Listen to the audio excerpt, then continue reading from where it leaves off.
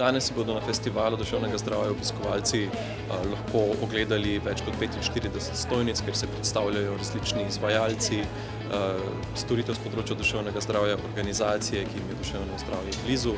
Prav tako pa imamo delavnice in predavanja, ki potekajo od 10 do vse do 7 zvečer. Današnji tempo življenja prinaša številne stiske, ki lahko vodijo v duševne motnje, če jih pravočasno ne prepoznamo in zagotovimo ustrezne pomoči in podpore. To pa moramo zagotoviti poleg delovno aktivnemu prebivalstvu tudi otrokom, mladostnikom in starejšim, če omenim samo nekatere najbolj ranljive skupine prebivalstva.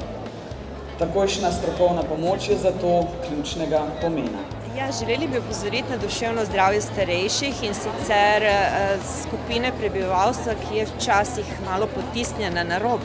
Glede na to, da gre za naraščajočo populacijo, je zelo pomembno, da govorimo tudi o duševnem zdravju te populacije, ki seveda je odvisna tudi od tega, kako je potekal življenjski cikel. Mi v bistvu danes predstavljamo naš projekt Nisi okej, povej naprej. V bistvu mi smo bili ustvarjeni s strani NIJZ-ja.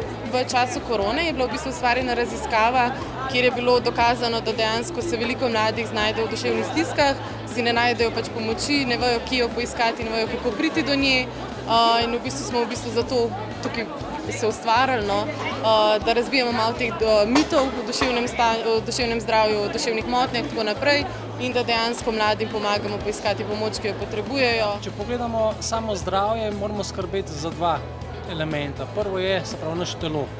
Tukaj imamo mi pretočen živčni sistem, se pravi, da je naša hrbtenica gibljiva, da so naši sklepi gibljivi. Drugi korak je pa, da tudi se znamo umiriti, pa da prepoznamo svoje čustva, da jih ozavestimo. Ker človek najde besede oziroma izraz za to, kar čuti, ni preplavljen s tistim občutenjem.